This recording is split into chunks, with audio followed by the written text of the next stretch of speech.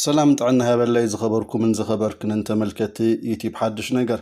لوم عندي حدا زعبا حيزلكم قريبا لخو بزعبا سراويت تقراي كمون هزبا ويان حرنت حواحت زملكتي زي حبريتا بستوسنا ملكعو تقادا قبر صادق وين كعات قبر عديت فولي مس غازيطا مس نداويين زغور قلم حتت نيرو افتم قلم حتت زلعلم نطبتات انا حيزنا قريبنا زلنا كم زفلت قبر صادق تقادا قبر عديت مس غازيطا وين مس ندا غازيطا وين زغور قلم حتت اب ملكت زعبا سراوي تግራይ ዝገለጸ እዩ سراوي تግራይ ጸላእቲ ኣብ ልዕሊ ህዝቢ ትግራይ ዝኣወጅዎ ጆኖሳይድ ኩናት ትግራይ ጽንተት እንትእውጁ ንመኸተ ወይ ከዓ ዝመከተ ሰራዊት እዩ እዚ ህዝባዊ ሰራዊት ከም ዝኾነ ይገልጽ ዘሎ እዚ ህዝቢ ሰራዊት ናይ ህዝባዊ ሰራዊት ትግራይ ዝምክሐሉ ህዝቢ እውን ነቲ ሰራዊት ዝምክሐሉ እዩ ነዚ ሰራዊት እዚ ምቅዋም ጸረ ህዝቢ ምዃን እዩ ህዝብ ትግራይ ረብሓ ህዝብ ትግራይ ምቋሚ ማለት እዩ ከም ዝኾነ ይገልጽ ዘሎ ሓደ ዝኾነ ጀግና ሰራዊትና ሰራዊት ትግራይ TDF ምጽላም ኣብ ረብሓ ህዝብ ትግራይ ቀጥታ ተቃውሞ መቅራብ ማለት እዩ ካል ተጋዳላይ ገብረ ጻዲቅ ወይ ገብረ ዓዴት ኣብቲ ቃል ምሕተት ከም ዝገለጾ ኣብ ናይ ሕዋሓት ዝምልከት እዩ ሕዋሓት ህዝባዊ ወያነ ሓርነት ትግራይ ማለት እዩ 1967 ዓመተ ምህረት ብረታዊ ቃልሲ ዝጀመረ ሕዋሓት ሓደ ሕዋሓት ከም ዘሎ እዩ ዝገልጽ ካልእ ሕዋሓት የለን እዚ ሕዋሓት ዝውድብ እዚ ውዕሊ ፕሪቶሪያ ዝተፈራረመ እዩ ድሕሪ 2 ዓመት ኩናት ደማዊ ኩናት ማለት እዩ ቅድሚ 2 ዓመት ምስ ፌደራል ወይ ምስ ብልጽግና ኣብ ፕሪቶሪያ ውዕሊ ስምምዕ ሰላም ፕሪቶሪያ ዝፈረመ እዩ እዚስ ውድብ እዩ ኣብ ግዚያዊ ምሕዳር ትግራይ ዝነበሮ ካቢኔ እንድሕር በአግባቡ ዘይፍጽም ኮይኑ ወይ ስንፍና ዝነበሮ አካላት ገምጊሙ ምትዕራይ ምግባር ስርሑን ግዴቱን ከም ዝኾነ ይሓቢሩ ተጋዳላይ ገብረ ጻዲቅ ኩላትና ንኣምነሉ ድማ ከም እምነቱ እውን ሕዋሓት ሓደ ኢልና ንኣምን እምበር ተፈላለየ ሕዋሓት የለን ኢልና ንኣምን ኣብቲ ኣኼራተኛ ኩሉን ሕዋሓት ሓደ ኢሉ እዛ ስለዚ ሕዋሓት ትግዚያዊ ምሕዳር ዘጣየሸ ስንፍና ዘለዎም ገምጊሙ የማዓራሪ ተጋዳላይ ገብረ ጻዲቅ ምስ ዓባ ሰራዊት ትግራይ እውን ዝገለጸ ኩነታት ኣሎ እቲ ሕቶ ምስ ሓተተ ሰራዊት ትግራይ ምስ ዝተፈላለዩ ጸላእቲ ብሰማይን ብምድርን ዝገበሮ ናይ መኸተ ዝናኣድ እዩ ዓለም ዘመስከረት እዩ እዚ ከም ዝኾነ ዝገለጸ ገብረ ዓዴት ብ13 ግንባራት ዝመጹ ጸላእቲ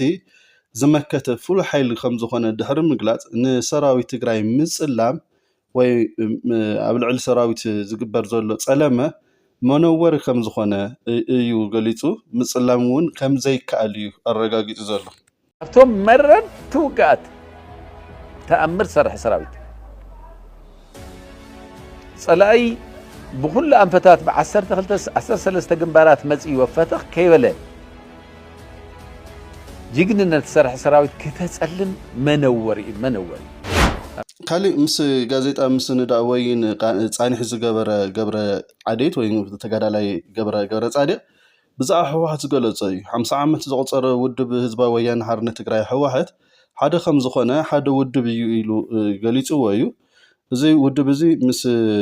ካልእ ውድቡን የለን ካልኣይ ማለት ክልተ ውድብ ሕዋሓት ባህል የለን ሓደ ሕዋሓት እዩ እሱውን በአቦ ወንበር በዶክተር ደብረጽዮን ገብረ ሚካኤል ዝምራሕ ማለት እዩ እዚ ውድብ እዩ ምስ ብልጽግና ዝተደራደረ እዩ እዚ ውድብ ነቲ ውዕሊ ስምምዕ ሰላም ፕሪቶሪያ ንምፍጻም ምትዕራይ ክፍጽም ይግባ ምክንያቱ ምንትቲ ህዝቢ ምንትቲ ውዕሊ ስምምዕ ገበረ ማለት እዩ እዚ ኣብ ልዕሊ ኣመራርሓ ምትዕራይ ምግባር ድማ ሓጢያት ከም ዘይብሉ እዩ ገሊጽ ዘሎ ኣብቲ ንይት ውድብ ሓደ እዩ ክልተ ውድብ የለ ሰለስተ ውድብ ዝበሃል ሓደ ውድብ ህዝባዊ ሓርነት ትግራይ ተደራዳረ ኣሎ ብሓደ ውድብ ይት ናይ ውዕል ፕሪቶሪያ ተፈሪም ኢልና ንኣምን ብሓደ ውድብ ውዕል ፕሪቶሪያ ተፈራሪም ኢልካ እንተ ኣሚንካ እዚ ዝተደራደረ ውድብ ዝደኸምዎ መራርሓ እንተድልዮም ክቕይር ኢሉ ቀልጢፉ ይቀይርሞ ቀልጢፎም ማዓራሪ ቀልጢፉ ስቃይ ህዝብና ከእክል ይግበር ማለት ታይ ነውር ኣለዎ ታይ ሓጢያት ኣለዎ ጸላእቲ ወይ ከዓ ንመኸተ ናይ ጽንተት ህዝብ ንምጽናት ተላዕሉ ጸላእቲ ዝመከተ ሰራዊት ትግራይ እዩ። እዚ ሰራዊት ትግራይ ናይ ለውጢ ሓይሊ ከም ዝኾነ ይገሊጹ። ናይ ለውጢ ሓይሊ ማለት ድማ ህይወቱ ክሳብ መስዋዕቲ ዝኸፍል ንምኽፋል ድሉ ዝኾነን ዝኸፈለን እዩ። ኣካሉ ዝጎደለ እዩ። እዚ ሰራዊት ድማ ናይ ለውጢ ሓይሊ ከም ዝኾነ መስዋዕቲ ዝኸፈለ ናይ ለውጢ ሓይሊ ከም ዝኾነ እውን ተጋዳላይ ገብረ ጻድቕ ገሊጽዎ ኣሎ። እቲ ሰራዊት ጸረ ለውጢ ክብሉ እውን ትሰሚኻ ናይ ለውጢ ሓይሊ ይባሃል። ናይ ለውጢ ሓይሊ ዝበሃል እኮ ህይወቱ ክህብ ድልው ዝኾነ ዝለዓለ ናይ ለውጢ ሓይሊ ዝበሃል ህይወቱ እውን ድልው ዝኾነ ሓይሊ እዩ። ሕዚ እውን ሰራዊት ትግራይ ወፃዓ ዘይደሊ ካልኦት እውን ክውፅዑ ዘይደሊ ንድሕነቱ ክብል ኣንጻር እቶም ናይ ጽንተት ጸላእቲ ዝተጣየሸ ወይ ከዓ በዓሉ ንድሕነቱ ክብል ዝተኣከበ እምበር ወራር ዝፈጸመ ወይ ወራር ዝፍጽም ድሌት ዘይብሉ ንኻልኦት መሰል ክጥሕስ ዘይደሊ ንመሰሉን ንድሕነቱን ክብል ወደበ ሰራዊት ከም ዝኾነ እዩ ገብረ ዓዴት ገሊጹ። ሰራዊት ትግራይ ናይ ኩናት ወልፊ ሃሊዎ ይፈልጥን ብሱር ታሪክ ትግራይ እንተሪኢኻ ኣብ ልዕሊ ዝኾነ ህዝቢ ብድዕ ሒዙ ውግእ ከፊተ ይፈልጥ። ሕዚ እውን ተጋዳላይ ገብረ ጻድቕ ኣብ ዛዕባ ሰራዊት ትግራይ እንትገልጽ እዚ ሰራዊት እዚ በዓል መትከልን ህዝባዊ ከም ዝኾነ ናይ ዝተወሰኑ ኣመራርሓ ወይ ጀነራላት ኮነሬላት ጥራሕ ሰራዊት ከም ዘይኮነ ናይ ውልቀ ሰባት ሰራዊት ከም ዘይኮነ ህዝባውን በዓል መትከልን ከም ዝኾነን እውን ተጋዳላይ ገብረ ሓቢሩ። እዚ ናይ ተወሰኑ ጀነራላት እክብካብ ወይ ናይ ተወሰኑ ኮሎኔላት እክብካብ ኣይኮነን። እዚ ናይ ዝጋደል ተጋዳላይ ሰራዊት እዩ ዘሎ። ስለዚ ንኽጋደል ዝበለ ክትእግድ ኣይትኽእልን። ብሞራል ዓይኒ እውን ቅቡል ኣይኮነን። ካብዚ ምስረት 50 ዓመት ዘቆፀረ ውድብ ህዝባዊ ወያነ ሓርነት ትግራይ ሕወሓት ካብቶም መግለፂ መንነቱ ዝኾነ ሓደ ምሽጥር ምሕላው እዩ። ምሽጥር ምሕላው በአጋጣሚ በአመራርሓ ይኹን በተራ ኣባልነት ዝፈለጦ ምሽጥር ንጸላኢ ሕሊፉ ንዘይመሃብ ሰራዊትን ህዝብን ሓደጋ ንኸይሳጥሕ ሕሊፉ ንዘይመሃብ ዓርሱ ዘጥፍእ ምልሓሱ ዝቆርጽ ገደል ዝጸድፍ ፍሉይ ሓይሊ ከም ዝኾነ ይገሊጹ ተጋዳላይ ገብረ ጻድቕ። ንሕና ንፈልጦ እኮ ምሽጥር እንተልይውን ምሽጥር ሕሊፍካ ንዘይመሃብ መልሓሶም ናይ ዝቆርጹ ጀጋኑ ተጋደልቲ ውድብ እዩ። ምስጥር ሕሊፍካ ንዘይመሃብ ናብ ገደል ናይ ዝኣቱ ጀጋኑ ተጋደልቲ እዩ። እትፈልጦ ነገር ሕሊፍካ ንዘይመሃብ ብጾትካ ሓደጋ ንዘይምብጻሕ ህዝብኻ ሓደጋ ንኸይበጽሑ ኢልካ ክቡር መስዋዕቲ ናይ ዝኸፍሉ ጀጋኑ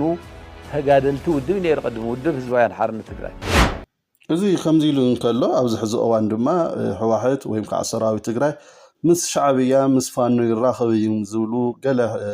ጭቡጥ ዘይኮኑ መረዳእታ ብምውንዛዕ ዝፍለጡ ሰባት ኣካላት ከም ዘለዉ እዚ ጸለመን ጠቐነን ግን ኣብ ልዕሊ ህዝቢ ዝግበር ዘሎ ጸለመን ጌጋን ምዃኑ ክብደቱ ምርዳእ ከም ዝግባእ እዩ ገሊጹ ተጋዳላይ ገብረ። ምክንያቱ ህዝባዊ ወያነ ሓርነት ትግራይ ኣብ ዝሓለፈ 50 ዓመታት እንኮ መለዩ ወይ ከዓ ሓደ መፍለዩ ካብ ዝበሃሉ ክብረታቱ ሓደ ምሽጥር ምዕቃብ እዩ። ኣብዚ ሕዚ እዋን ከምዚ ዓይነት ተርእዮታት ጥሕሰታት ከም ዝረኣዩ ዘሎ ምጽላም ከም ዝረኣዩ ዘሎ እዚ ጸለመ እዚ ግን ንውልቀ ሰባት ይኹን ንውድብ ጥራሕን ከይኮነስ ኣብ ልዕሊ ህዝቢ ጌጋ ዝፍጸም ምህላው እዩ ሓቢሩ ዘሎ። ምንም ዓይነት መረዳእታ ዘይብልካ ከለም ስከለ ይራኸበሎ ከለ ከምዚ ይገብረሎ ኢልካ ምንም መረዳእታ ዘይብልካ ንህዝቢ ትግራይ ጠቕላላ ዳርጋ ሙንጃል ነተመራርሓ ሰራዊት ወይ ንሕወሓት ሙንጃል ጥራሕ ኣይኮነን። ብሄራዊ ረብሓኻን ንህዝቢ ትግራይን ዘለካ ንዕቐትን ዝድላ ይኾን ኢልካ ኣብ ልዕሊ ህዝቢ ጉድኣት ንኽበጽሕ ምብያን እውን ይመስለኒ። ህዝቢ ትግራይ ብሓፈሻ ማለት ድማ ንሓድነቱ ንመንነቱ ንድሕነቱ እናተቃለሰ ዝመፀ ጅግና ህዝቢ እዩ። ህዝቢ ራያ ድማ ጽንዓት ጅግንነት ልግሲ ህዝቢ ራያ እውን ኣብ ጸቢቑ ከም ዝፈልጥ ዝገለጸ ገብረ ዓዴት ብዛዕባ ህዝቢ ራያ ጽንዓትን ጅግንነትን ልግስን ህዝባዊ ምስክርነት ንምሃብ ካባይ ንላዕሊ ሰብ የለን ይብል። ምክንያቱ ምስ ህዝቢ ራያ ዝጠበቐ ርክብ ከም ዘለዎ ይገልጽ። ብዛዕባ ጅግንነት ህዝቢ ራያ ብዛዕባ ልግሲ ህዝቢ ራያ